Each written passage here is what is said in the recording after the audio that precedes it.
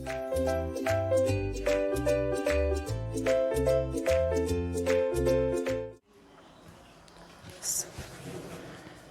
very good evening, very good morning, very good afternoon.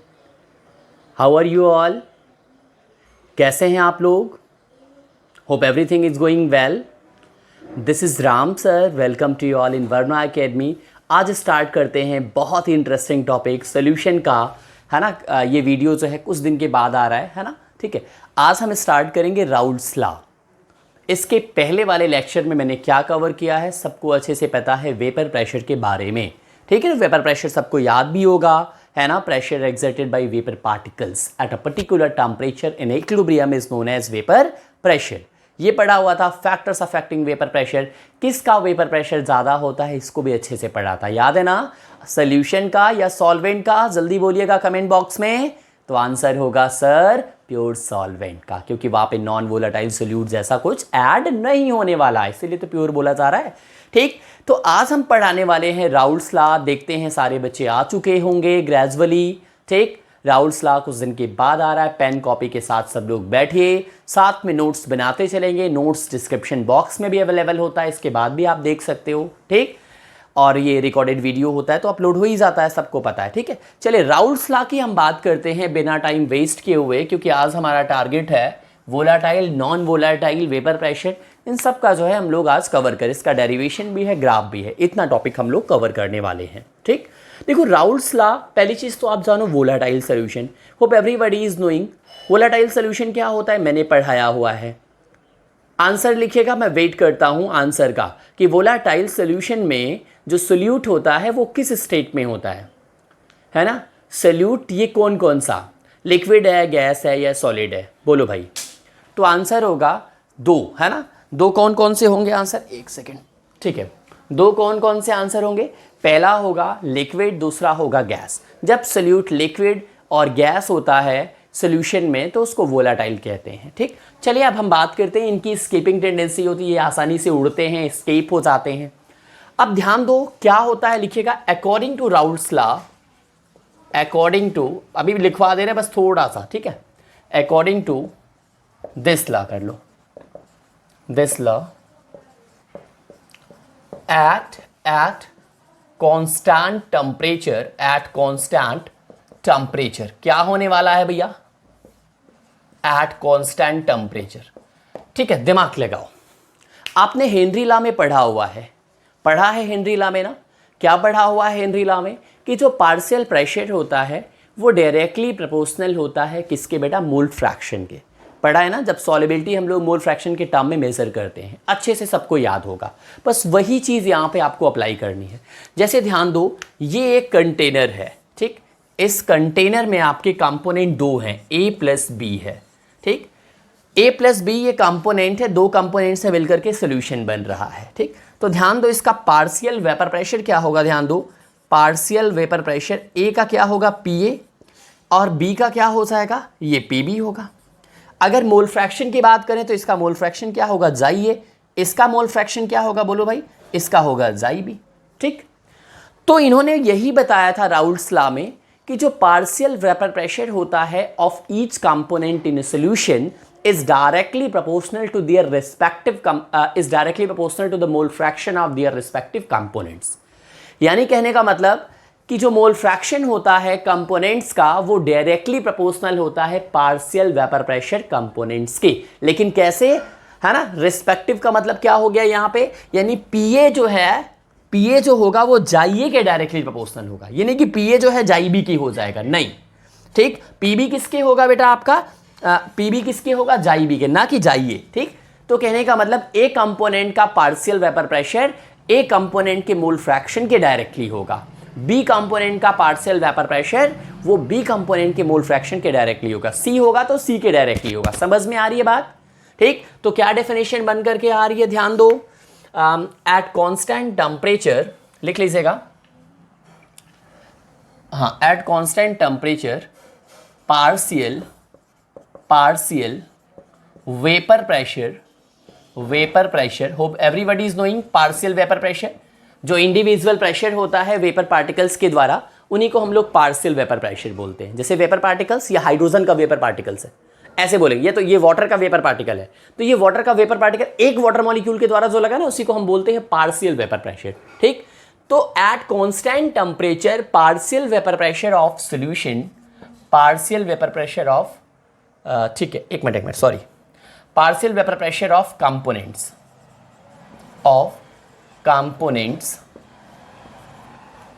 partial vapor pressure of components is directly proportional to their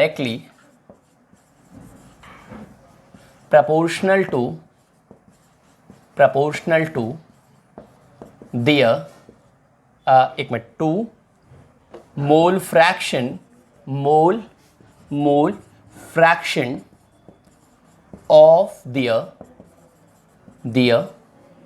of their respective components। ठीक, double inverted comma close full stop. तो क्या लिखा बेटा, according to this law at constant temperature partial vapour pressure of components is directly proportional to the mole fraction of their respective components. ठीक, बिल्कुल, please आप इसको note कर दीजिएगा। हम आगे बढ़ते हैं। सपोज a solution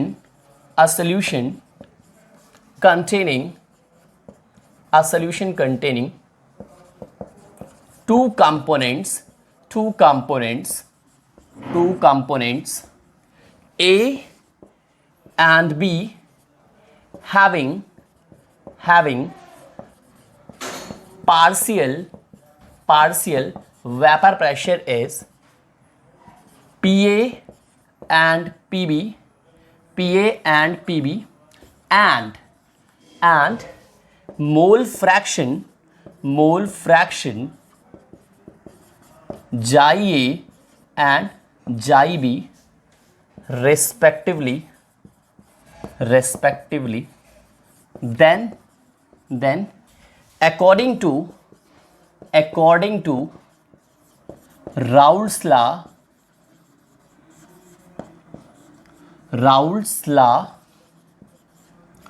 चलिए भाई ध्यान दो, एक सोल्यूशन है, suppose a solution containing two components A and be having partial vapour pressure is PA and PB and mole fraction xi and xi B respectively. मतलब A का A होगा PA और xi A होगा B का PB और xi B होगा। ठीक, तब राउल्ट्स लॉ को अप्लाई किया जाए तो क्या हो जाएगा, अकॉर्डिंग टू राउल्ट्स लॉ दो इक्वेशन यहां पे आएंगे।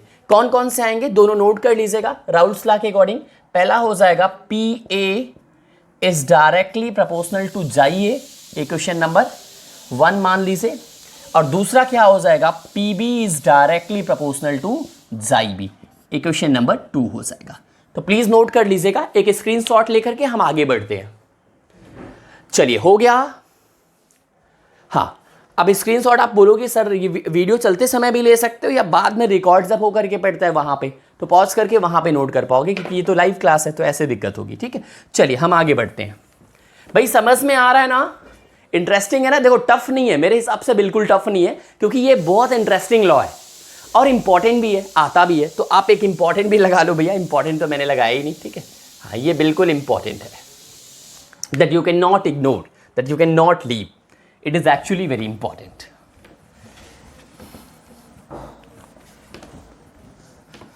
चलिए,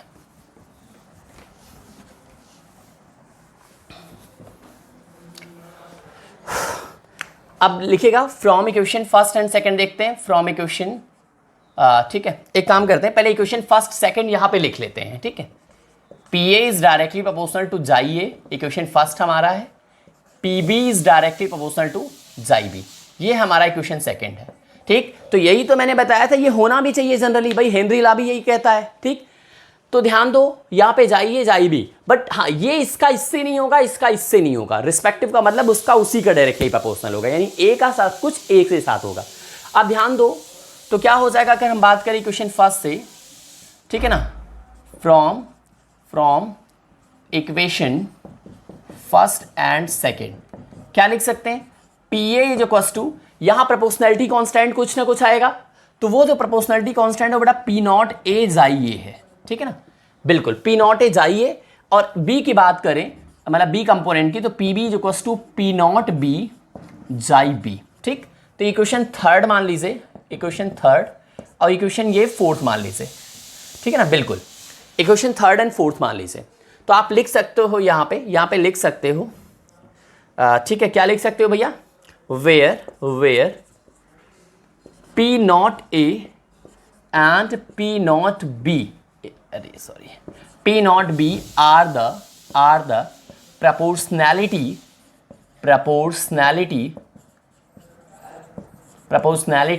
constant and they are okay, they are partial vapor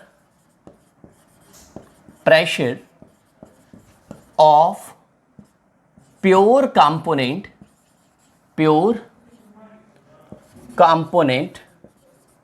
partial vapor pressure of pure component A and B respectively, ठीक। ध्यान दो प्रोपोर्शनलिटी कांस्टेंट तो है ही है, लेकिन ये एक्चुअली में क्या है, ध्यान दो, पी नॉट ए क्या होगा, देखो नॉट वर्ड लग जाए तो ये प्योर का होगा, याद रखना। यानी प्योर कंपोनेंट ए का जो पार्शियल वेपर प्रेशर है वो पी नॉट ए है, और जो प्योर कंपोनेंट आपका बी है उसका जो पार्शियल वेपर प्रेशर है वो क्या है, आपका पी नॉट बी है, ठीक। तो ये चीज आप जो है यहां पे लिख लीजिएगा, ठीक है। सब लोगों ने लिख लिया, अब हम आगे बढ़ते हैं। अब ध्यान दो, according to Dalton's law of partial pressure. देखो अब यहां पे हमारा डाल्टन्स लॉ लगेगा, ठीक है बच्चों। According to Dalton's law of partial pressure, Dalton's law क्या कहता है, याद है ना सभी को। पहली चीज तो आपको पता होगा, जो इंडिविजुअल प्रेशर होता है उसको पार्शियल प्रेशर बोलते हैं कंपोनेंट्स का, ठीक। और सम कर दो, सम ऑफ इंडिविजुअल प्रेशर या sum of partial pressure of each component present in solution is always equals to total vapour pressure of solution. Total vapour pressure जो सोल्यूशन का होगा वो किसके बराबर होगा, partial pressure of each component present in solution. भाई सारे components का जो पार्शियल वेपर प्रेशर है सबको जोड़ दो, सबको ऐड कर दो, तो किसके बराबर हो जाएगा, टोटल वेपर प्रेशर के बराबर हो जाएगा। 11th में पढ़ा होगा, ठीक। तो हम लोग क्या कह सकते हैं, PS इज इक्वल्स टू क्या लिख सकते हैं, बोलो भाई।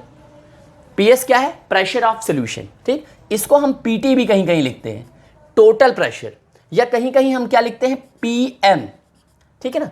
तो कंफ्यूज तो नहीं हो गया ना। तो ये क्या है आपका PS है ना, कंफ्यूज मत करना, यहां मैं लिख दे रहा हूं PM या PT या फिर PS, ठीक है। तो अभी यहां पे लिख लो, प्रेशर ऑफ सोल्यूशन किसके बराबर होगा, partial pressure of A plus partial pressure of B। तो ये आपका एक रिलेशन नया आ गया, इक्वेशन इसको 5 मान लो, क्लियर। आप क्या है भैया, PM जो है इसको इधर करके, ये क्या है आपका प्रेशर ऑफ मिक्सचर, है ना, ऐसे लिखो, टोटल प्रेशर ऑफ मिक्सचर, ठीक है ना। और ये क्या है बेटा आपका टोटल, ठीक है, हाँ, प्रेशर ऑफ मिक्सचर या टोटल प्रेशर। PS क्या है, आप यहां पे देखो प्रेशर ऑफ मिक्सचर कर लो, टोटल तो हटाई दो, PT यहां पे इंडिकेट कर रहे हो, तो ये प्रेशर ऑफ मिक्सचर कर लो, है ना, ठीक है बेटा, बिल्कुल प्रेशर ऑफ मिक्सचर आप कर लो, टोटल प्रेशर। और PS क्या है, प्रेशर ऑफ सोल्यूशन। तो कोई भी सिंबल रहे आप लोग घबराइएगा नहीं, इन तीनों में से कोई रहे एक ही चीज है ना।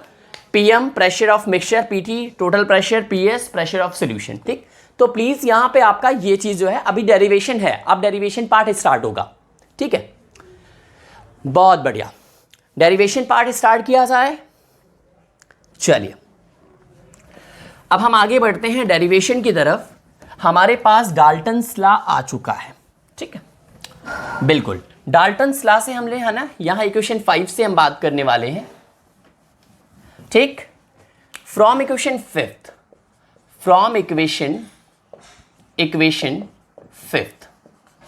क्या है भैया बोलो, PS इज इक्वल्स टू, एक ही लिखो, PS is equals to PA plus PB.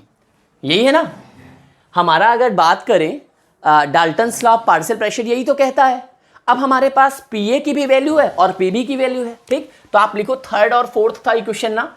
Now from equation third and fourth, okay. अगर इस फिफ्थ वाले में अगर हम लोग रख दें थर्ड फोर्थ की वैल्यू तो क्या हो जाएगा, ठीक। वी गेट थर्ड और फोर्थ से हम लोग जो है उनकी वैल्यूज फिफ्थ में रख रहे हैं, तो क्या मिल रहा है समझ पा रहे हो ना। आप लिख सकते हो from equation third and fourth by putting value of P and PB in equation fifth we get, तब होना चाहिए, ठीक है। तो क्या हो जाएगा बोलो भाई, P S is equals to, P A की वैल्यू क्या होती है ना। Since P A is equals to बोलो पी नॉट ए जाइए, और P B is equals to बोलो थोड़ा सा, okay, P not B xi B. सबको पता है ना, अभी जस्ट मैंने बताया था। चलिए तो P S is equals to क्या हो जाएगा बोलो भाई, यहां पे पी ए की जगह रखो पी नॉट ए जाइए, और पी बी की जगह रखिए P not B xi B, ठीक। तो ये हो गया आपका P S is equals to. अब यहां से हम लोग क्या कर सकते हैं, देखो भाई दिमाग लगाओ, यहां से कुछ किया जा सकता है, बिल्कुल किया जा सकता है, बिल्कुल। आपको पता है सिंस जाइए, ठीक है, since chi A plus chi B is equals to 1 होता है। क्यों भाई, सबको पता है ना, sum of mole fraction of each component, है ना। ध्यान दो, जितने भी कंपोनेंट हो पूरे सोल्यूशन में, बट हमेशा मोल फ्रैक्शन क्या होगा, 1 ही होगा। ऐसा है कि नहीं है? अच्छा क्या रीजन है, थोड़ा कमेंट बॉक्स में लिखिएगा, व्हाट इज द रीजन। ये क्यों जो है मोल फ्रैक्शन जो होता है सबको ऐड करने पे भी 1 आता है, मैंने बताया था जब मोल फ्रैक्शन पढ़ाया था। आंसर दीजिएगा।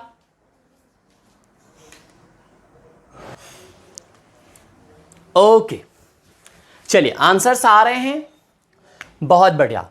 अब समझिएगा यहां पे सो जाइए इज इक्वल्स टू क्या हो जाएगा, अगर हम जाइए इज इक्वल्स टू लें तो इधर चला जाएगा, यानी 1 माइनस जाई बी हो जाएगा, ठीक। ये 1 माइनस जाई बी हो जाएगा, ठीक। इसको इक्वेशन मान लीजिए 6। ध्यान दो ये इक्वेशन इंपॉर्टेंट है क्योंकि डायरेक्ट इस पे न्यूमेरिकल्स आते हैं, आपको मैं लगवाऊंगा अभी, इस पे डायरेक्ट न्यूमेरिकल्स आते हैं, तो ये इक्वेशन इंपॉर्टेंट है, ठीक है। आगे वाले पे भी आते हैं तो इसको भी आप लोग लिख लो, ठीक है। अब ध्यान दो, यहां से हम लोग क्या लिख सकते हैं, जाइए is equals to 1 minus xi B, clear है। अगर हम लोग यहां पे रखें बाई पुटिंग वैल्यू ऑफ जाइए, या बाई पुटिंग जाइए इन इक्वेशन 6 वी गेट, अगर हम लोग यहां पे रखें तो क्या हो जाएगा बोलो, P S is equals to P not A, xi A की जगह क्या रखना पड़ेगा, 1 minus xi B is equals to, P not B की बात करें, ठीक है, एक मिनट plus P not B xi B, यही होगा कुछ। क्यों भाई, बिल्कुल यही होगा।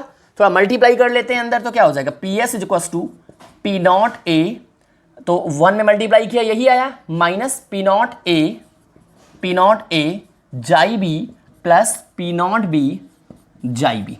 क्लियर है, कोई परेशानी नहीं, पक्का ना, ठीक है। इतना आप नोट भी करते चलिए साथ में। देखो भाई ये मैंने इसमें मल्टीप्लाई किया, ये इसमें मल्टीप्लाई किया।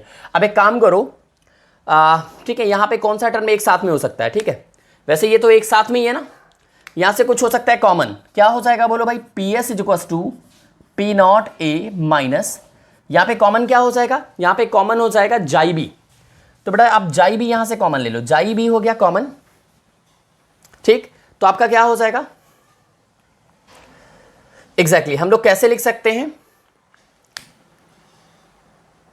बोलो भाई, आप लोग यहां पे करना चाहोगे, बिल्कुल आंसर आना चाहिए। क्या आना चाहिए भाई, P S is equal to, यहां अगर माइनस जाई भी यहां से कॉमन ले लें तो क्या हो जाएगा, ध्यान दो, माइनस जाई भी कॉमन ले लिया तो यहां बचेगा आपका जो है माइनस, इधर मल्टीप्लाई हो जाएगा तो प्लस हो जाएगा पी नॉट ए, है ना, माइनस का माइनस से मल्टीप्लाई हो जाएगा तो प्लस पी नॉट ए, और माइनस का प्लस से हो जाएगा तो ये माइनस पी नॉट बी हो जाएगा, तो ये आपका है, ठीक।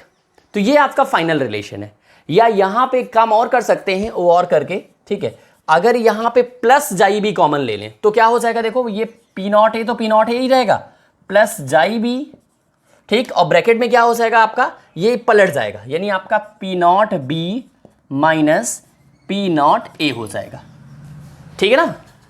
तो ये दोनों में से जो है चाहे जो भी आप करोगे दोनों ही फिट है, दोनों आपका जो है आंसर लेकर के आएंगे। यानी यहां पे देखो एक रिलेशन ये आपका फाइनल वाला, ठीक, इस पे न्यूमेरिकल है, एक रिलेशन ये आपका, दोनों पे न्यूमेरिकल है, ठीक। तो आसानी से आप लगा सकते हो। अगर आपके पास पी नॉट ए दिया है, पी नॉट बी दिया हुआ है, जाई ए का सारा का दिया हुआ है, तो आप जाई भी निकाल सकते हो, यहां से पी एस निकाल सकते हो।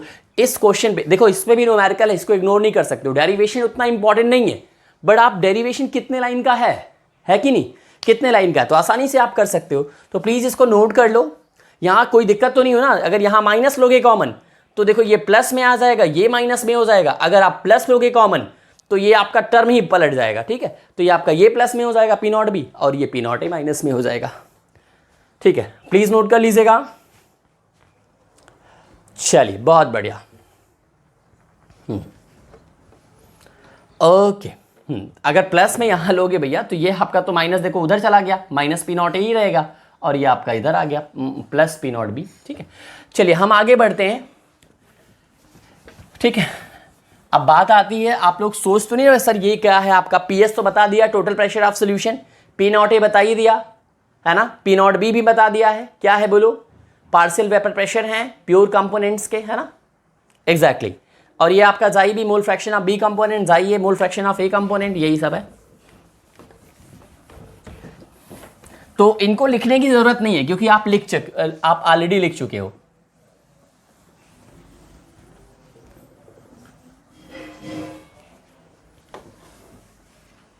चलिए अब हम बात करते हैं यहां से ग्राफ की, ठीक है। एक आपका यहां पे ग्राफ भी बनेगा, उस ग्राफ को भी देखते हैं, ठीक।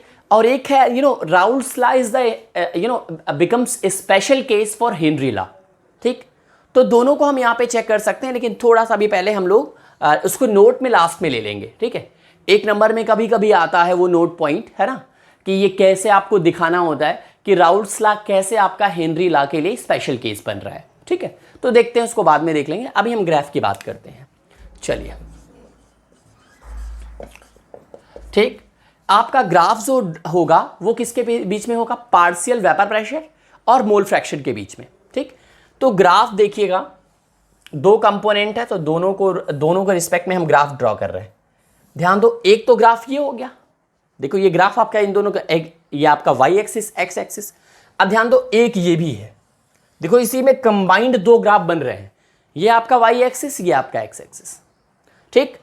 अब ध्यान दीजिएगा, मैं कंपोनेंट ए की बात कर रहा हूं, ठीक है। चलिए अब यहां पे chi A is equals to chi B is equals to, ठीक। एक तरफ लिखिएगा, इधर लिखिएगा पार्शियल वेपर प्रेशर, और इधर क्या है बोलो, मोल फ्रैक्शन, इधर भी आपका जाइए, बहुत आसान ग्राफ है बेटा, आराम से समझ में आ जाएगा, जाई भी, ठीक। 1 से 0, चलिए 0 to 1। अब आप लोग सोच रहे हैं सर ये क्यों लिया आपने, ध्यान दो, मोल फ्रैक्शन दोनों का सम करने पे 1 आना चाहिए, ठीक, एग्जैक्टली। चाहे इधर से देखो, चाहे मतलब सामने ऐड करके देख सकते हो, इधर से आपका, दोनों तरफ से ध्यान देना, ये कहानी है आपका। कुल मिलाकर के सम जो होगा वो 1 के बराबर होना चाहिए, अगर एक को 1 माना तो दूसरा 0 हो जाएगा, ठीक। अब ये क्या बता रहा है इसको हम अभी दिखाते हैं ग्राफ के माध्यम से। एक सपोज करिए ये लाइन आपका यहां जाकर के टच कर रहा है, थोड़ा सा और ऊंचा कर दो ग्राफ, ठीक है, यहां टच कर रहा है। दूसरी लाइन सपोज करिए ये यहां पे टच कर रही है, चलिए ठीक है ना, ग्राफ थोड़ा टेढ़ा हो गया ना, अच्छा ठीक है, थोड़ी सी बेटा, हाँ थोड़ा सा गड़बड़ रहता है ये मेरे साथ, है ना, ड्राइंग के लेकर के दिक्कत रहती है, ठीक है। और ये जो आपका है, ये इन दोनों को मिला दीजिए, क्यों मिलाया बता रहा हूं, ठीक। कंपोनेंट ए के लिए स्टार्ट करिए पूरी कहानी इससे, यहां से, और ये कंपोनेंट बी के लिए, दोनों का अलग अलग चेक किया जाए, ठीक। ए कंपोनेंट का क्या होगा, P A is equals to P not A xi A. Clear? B component का क्या होगा? P B is equal to P not B xi A. Clear? ये जहां कट कर रहा होगा ये है पी नॉट ए, ठीक? ये जहां कट कर रहा होगा ये पॉइंट है पी नॉट बी। अभी मैंने बस केवल ग्राफ जो है ड्रॉ किया है। ये किसका है? ये पी एस का है, प्रेशर ऑफ सोल्यूशन का है। तो ये P A plus P B के बराबर है, ठीक? ये मोल फ्रैक्शन है। ये पूरा पूरा मैंने ग्राफ आपका ड्रॉ कर दिया, ठीक? तो आप पहले चाहे बना लो या मैं समझा देता हूं, ठीक है? ये पूरा पूरा ग्राफ है। अब इस ग्राफ से हमने क्या, यहां पे जो लीनियर लाइन मिल रहा है आपको, है ना, स्ट्रेट लाइन, ये क्या है आपका? ये एक्चुअली फंक्शन है। कैसे है देखिएगा। पहला ग्राफ ये नजर आ रहा है, दूसरा ग्राफ ये नजर आ रहा है, ठीक? जाइए 1 to 0 और ये 0 to 1 है, ठीक? अगर हम बात करें ए कंपोनेंट की, ए कंपोनेंट यहां पे जाकर के कट रहा है, ठीक? और बी कंपोनेंट कहां कट रहा है? ये आपका बी कंपोनेंट कट रहा है, ये आपका जाकर के यहां पे। अब आप बताओ, देखो बी कंपोनेंट की बात करें, इसका वेपर प्रेशर इतना जा रहा है, इसका वेपर प्रेशर इतना जा रहा है, तो वेपर प्रेशर किसका ज्यादा है? इसका वेपर प्रेशर, यानी आपका बी कंपोनेंट का वेपर प्रेशर ज्यादा है, ठीक? तो आप यहां पे लिख सकते हो, है ना, क्या लिख सकते हो? Component B is more volatile, more volatile. भाई जिसका वेपर प्रेशर ज्यादा है वो वोलाटाइल नेचर उसका अच्छा है ना? यहां पे लिख सकते हो कम, क्योंकि ए आके यहां काट रहा है ना, तो इसलिए यहां पे लिख रहा हूं। बी आकर के यहां काट रहा है इस लाइन पे, इसलिए यहां लिख रहा हूं component A is less volatile. समझ में आया ना? इसीलिए 1 to 0 देखो कम की तरफ गया है, और ये 0 to 1 ये रिलेट कर सकते हो, बाकी ऐसा सच कुछ है नहीं, ठीक है? समझने के लिए कि जिस तरफ उठाना होगा उधर 0 to 1 करोगे, है ना? देखो 0 to 1 बढ़ रहा है, ठीक है? और जहां पे थोड़ा सा लो होगा वो 1 to 0 करोगे, ठीक? तो ये चीज है। तो इससे क्या पता चला बच्चों? सम तो बता दिया 1 के बराबर ही होना चाहिए। ऐसा नहीं कि इसको भी 1 मान लो, इसको भी 1 मान लो तो 2 आने लगे, नहीं, नॉट एट ऑल। तो कंपोनेंट ए क्या है बेटा? कंपोनेंट ए देखो यहां आकर के कट रहा है, ये लेस वोलाटाइल है, और कंपोनेंट बी क्या है? मोर वोलाटाइल है। अब इन दोनों को कंबाइन जब किया गया तो जो प्रेशर ऑफ सोल्यूशन क्या होगा भाई? ओवरऑल प्रेशर होगा वो। तो ध्यान दो, अगर हम बात करें प्रेशर ऑफ सोल्यूशन यानी पीएस की मिनिमम वैल्यू क्या है? मिनिमम वैल्यू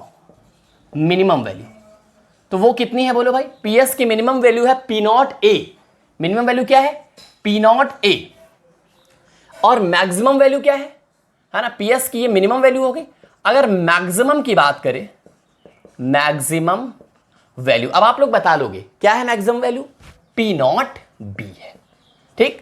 तो पीएस की मैक्सिमम वैल्यू है P not be, minimum value है पी नॉट ए। इसीलिए आपका देखो इस तरीके से धीरे धीरे ये ग्राफ उठ रहा है। तो ये जो लाइन बता रहा है ये क्या बता रहा है? प्रेशर ऑफ सोल्यूशन के बारे में बता रहा है, ठीक? तो यहां से ये चीज पता चली, मिनिमम मैक्सिमम, और ये आपका क्या पता चला? कौन सा लेस वोलाटाइल है, कौन सा मोर वोलाटाइल है, और सम क्या होना चाहिए? 1 के बराबर होना चाहिए, ठीक? तो प्लीज ये ग्राफ आप ड्रॉ कर लो। ये ग्राफ आपका कंप्लीट हुआ। चलिए बहुत बढ़िया, नोट हो गया, वेरी गुड। अब हम आगे बढ़ते हैं।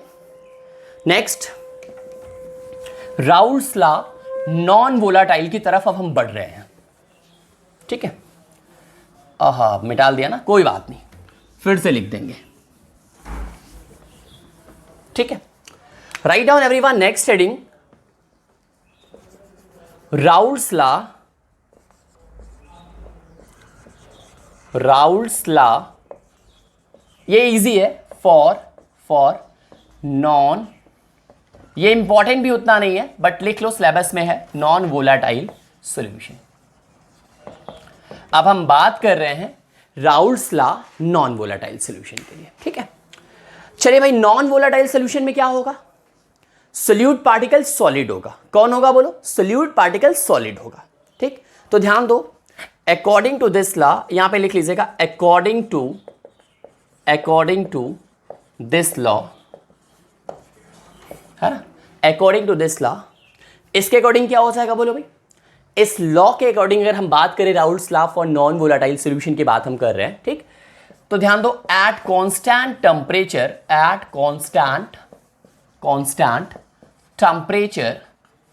टेम्परेचर या लिख ही दे रहे हैं पूरा, टेम्परेचर, ठीक है ना, vapour pressure, pressure of solution is directly, ठीक है, vapour pressure of solution is directly proportional to the mole fraction of solvent,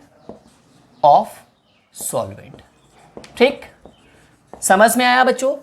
इस लॉ के अकॉर्डिंग कांस्टेंट टेम्परेचर पे वेपर प्रेशर जो सॉल्यूशन का होता है वो डायरेक्टली प्रोपोर्शनल होता है to the mole fraction of solvent. Solvent के डायरेक्टली प्रोपोर्शनल होता है, याद रखिएगा, किसके? मोल फ्रैक्शन ऑफ सॉल्वेंट के। अब आप यहां पे बात आ रही है सर आप वेपर प्रेशर ऑफ सॉल्यूशन लिख रहे हो, तो क्या लिख सकते हैं? मैथमेटिकली देखते हैं, मैथमेटिकली हम लोग कैसे लिख सकते हैं? Vapour pressure of solution PS is directly proportional to जाई सॉल्वेंट, है ना? Pressure of solution is directly proportional to जाई सॉल्वेंट। क्लियर? बिल्कुल क्लियर है। चलिए इसको अब यहां से क्या हो सके, एक प्रोपोर्शनलिटी कांस्टेंट आएगा, PS इज इक्वल टू वो है P0, ठीक, P0 जाई सॉल्वेंट। बता रहा हूं आपको मैं बता रहा हूं क्यों ये ऐसा है। बहुत बिल्कुल इंटरेस्टिंग चीज है। अगर आपको आंसर पता है प्लीज टाइप करिए, जल्दी से टाइप करिए इसका आंसर कि सर ये इसका आंसर होगा। क्यों ये जाई सॉल्वेंट के डायरेक्टली प्रोपोर्शनल है, क्यों नहीं ये जाई सोल्यूशन होता? Please type your answer everyone, I am just waiting. तब तक मैं आगे चलता हूं। वेयर आप यहां पे लिख लो, where P0 is vapour pressure of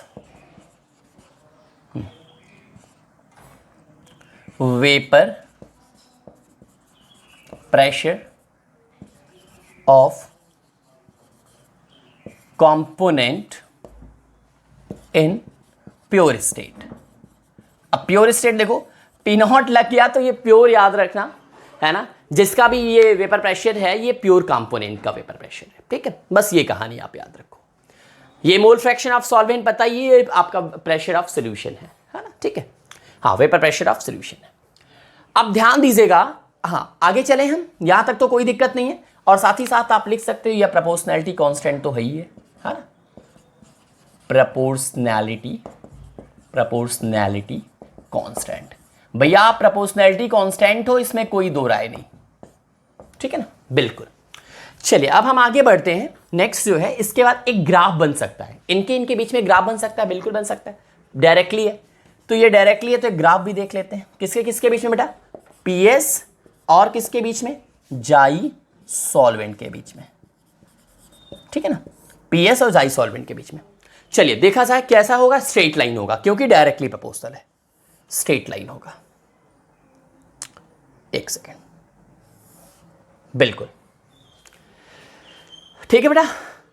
हाँ स्ट्रेट लाइन होगा। अगर हम बात करें स्लोप की तो ये क्या हो जाएगा बोलो भाई? हाँ y is equal to mx plus c तो है नहीं, ठीक है? तो ये आपका हो जाएगा P0 स्लोप, ठीक है ना? बिल्कुल परपेंडिकुलर अपॉन बेस, ये P0 के बराबर हो जाएगा, ये स्लोप हो जाएगा, ठीक? तो ये आपका जो है ग्राफ भी बन जाएगा। भाई डायरेक्टली प्रोपोर्शनल है तो स्ट्रेट लाइन अभी हम बता रही है क्यों डायरेक्टली प्रोपोर्शनल है। चलो ठीक है, अभी इसको समझो पहले ग्राफ को। PS is directly proportional to जाई सॉल्वेंट, तो स्ट्रेट लाइन मिलना है। इंटरसेप्ट है नहीं तो इंटरसेप्ट आपका पॉजिटिव भी बनना है क्योंकि यहां पॉजिटिव वैल्यू है, ठीक? पॉजिटिव स्लोप जाएगा। दूसरी चीज इंटरसेप्ट है नहीं कि आप आगे से कहीं लो, mx ही है। तो m क्या है आपका? स्लोप है। स्लोप की वैल्यू क्या है? P0 आपका tan theta is equal to perpendicular upon base. Perpendicular कौन है? PS, बेस कौन है? जाई सॉल्वेंट। तो PS अपॉन जाई सॉल्वेंट करो किसके बराबर आएगा? P0 के बराबर आएगा। तो स्लोप कौन होगा? P0 होगा, ठीक? क्यों जाई सॉल्वेंट का आप लोग आंसर दिए हैं? हाँ बच्चों ने आंसर दिया हुआ है। बेटा नॉन वोलाटाइल सोल्यूट का मतलब क्या होता है? जब सोल्यूट क्या हो जाए? सॉलिड हो जाए, उसी को नॉन वोलाटाइल सोल्यूट कहते हैं। और उसी से सोल्यूशन बना हुआ क्या कहते हैं? नॉन वोलाटाइल सोल्यूशन कहते हैं। तो बेटा अगर सोल्यूट सॉलिड होगा तो वेपर प्रेशर वो क्रिएट ही नहीं करेगा, और वेपर प्रेशर क्रिएट नहीं करेगा तो वो डायरेक्टली प्रोपोर्शनल कैसे होगा? राइट और नॉट? तो इसलिए बेटा क्या होता है, PS जो होगा वो डायरेक्टली प्रोपोर्शनल होगा है ना, किसके, केवल सॉल्वेंट के, ना कि सोल्यूशन के, क्योंकि solvent is only responsible for the vapour pressure. Clear? For overall even solution also, पूरे सोल्यूशन में कौन वेपर प्रेशर क्रिएट कर रहा है? कौन कर रहा है बोलो? सॉल्वेंट कर रहा है, ना कि कंपोनेंट जो है सोल्यूशन के दोनों के दोनों कर रहे हैं, नहीं, क्योंकि वहां पे सोल्यूट क्या है? सॉलिड है। ठीक, इसलिए ये ऐसा है। बहुत बढ़िया, नोट हो गया। अब हम आगे बढ़ते हैं।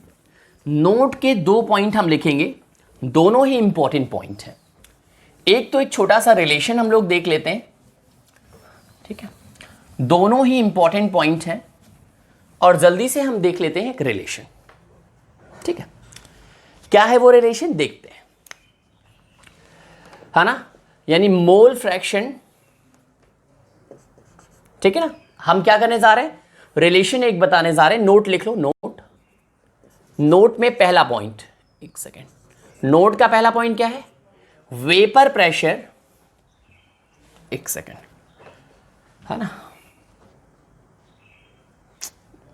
मोल फ्रैक्शन की बात करें ना, ठीक है, मोल fraction of components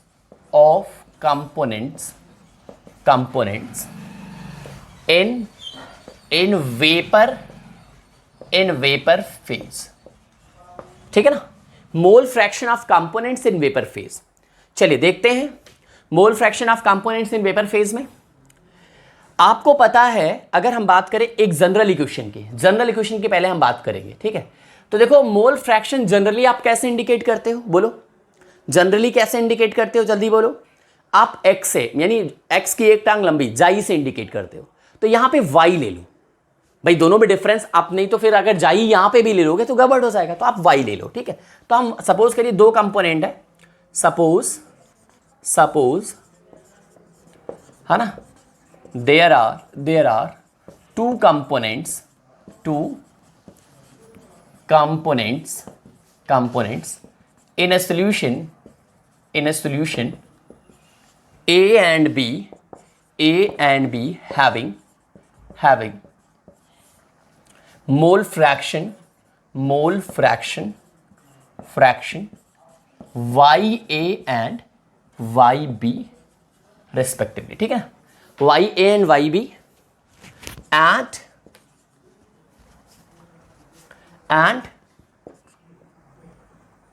and partial vapor pressure PA and PB respectively। then क्या हो जाएगा बोलो भाई, दिमाग लगाओ। मोल फ्रैक्शन बहुत आसान है, सब लोग बता दोगे, मुझे अच्छे से पता है, फिर भी आप बताइए।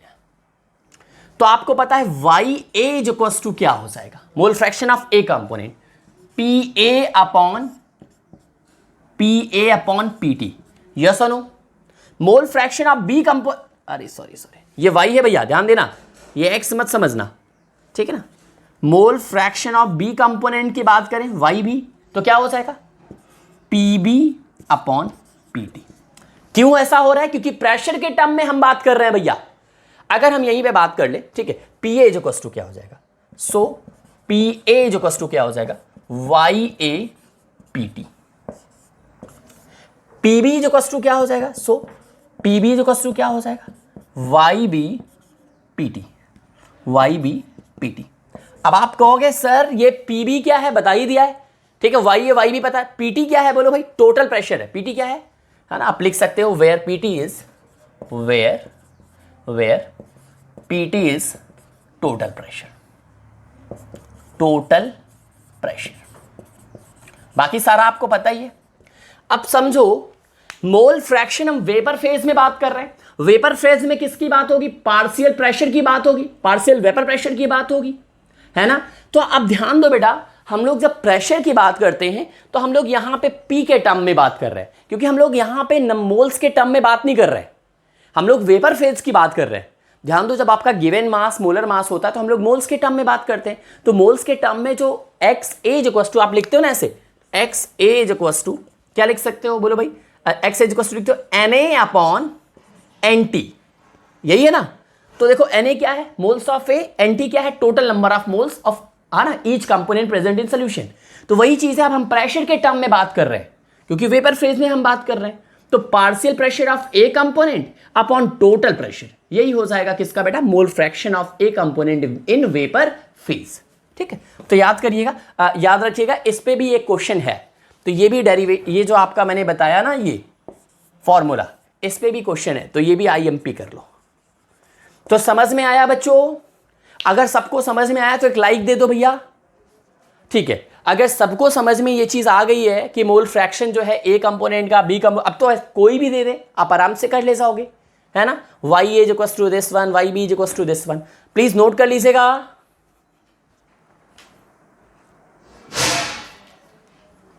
चलिए, हो गया। अब हम आगे बढ़ते हैं, आगे हम बढ़ते हैं नेट्स की तरफ। नोट तो करते हुए ही चल रहे होंगे, है ना, बहुत बढ़िया।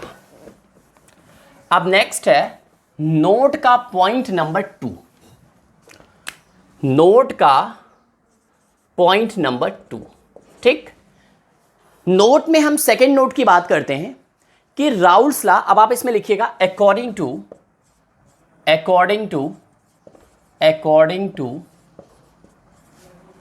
राउल्स लॉ,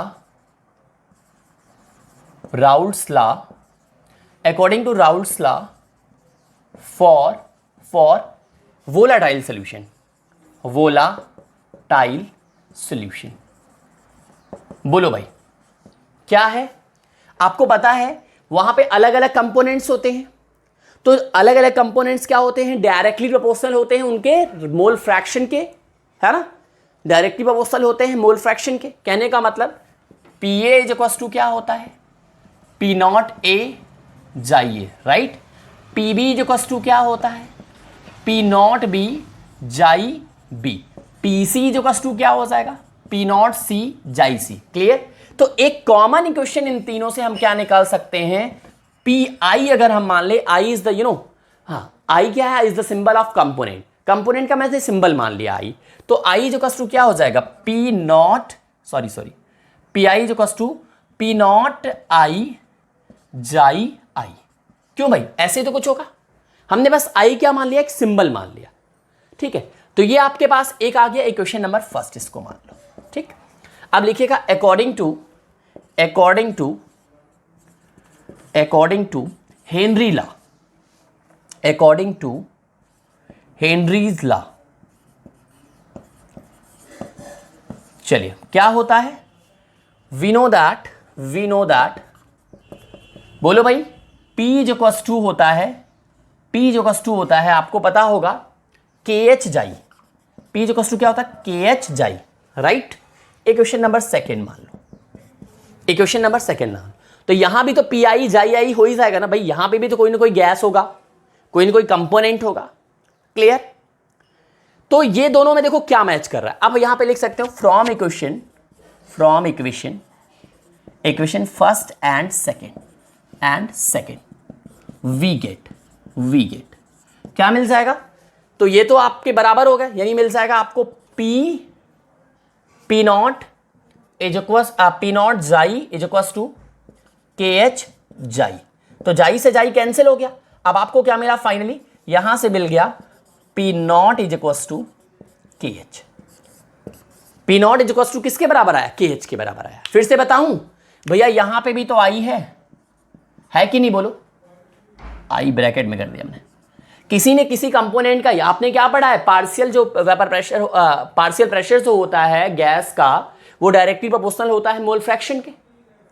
तो वो गैस क्या एक कंपोनेंट ही तो है, तो वही चीज तो यहां पे भी हम बात कर रहे हैं। ठीक, तो नहीं लिखा है, इससे कंफ्यूज मत करो। आप दोनों को अगर आप एक साथ में जो है इनको इक्वेट करोगे तो क्या हो जाएगा, पी नॉट जाई इज इक्वल्स टू KH जाई, पी नॉट जाई इज इक्वल्स टू KH जाई। Clear?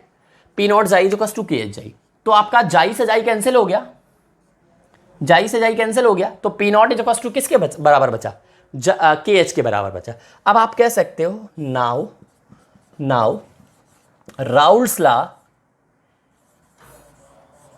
Raoult's law becomes a special case, यही आपको लाना पड़ता है, a special case for Henry's law, ठीक है ना, Henry's law. Now Raoult's law becomes a special case for Henry's law. आप देख सकते हो पी नॉट किसके बराबर है, के एच के बराबर है कि नहीं, देखो पी नॉट के एच के बराबर, ठीक। तो ये चीज आपका, मैंने एक कॉमन इक्वेशन निकाला, देखो ये सब आपको पता है पहले से, कॉमन इक्वेशन मैंने मान लिया। अब P is equal to K H आई हो रहा है, ठीक। तो आपका यहां से आपको पता है Henry's law is equal to P is equal to K H I होता है, दोनों को आपने जो है जो है, ठीक है, इक्वल कर लिया। इक्वेट करने के बाद आपको ये मिला, जाई से जाई कैंसिल हो गया, पी नॉट के एच के बराबर, इसी को आप क्या बोलते हो, Raoult's law becomes a special case for Henry law, ठीक। प्लीज नोट कर लो। चलिए अब आप अपना डाउट रख सकते हैं, जो भी प्रॉब्लम है तो अभी पूछ सकते हो आप, ठीक है, if you have any problem.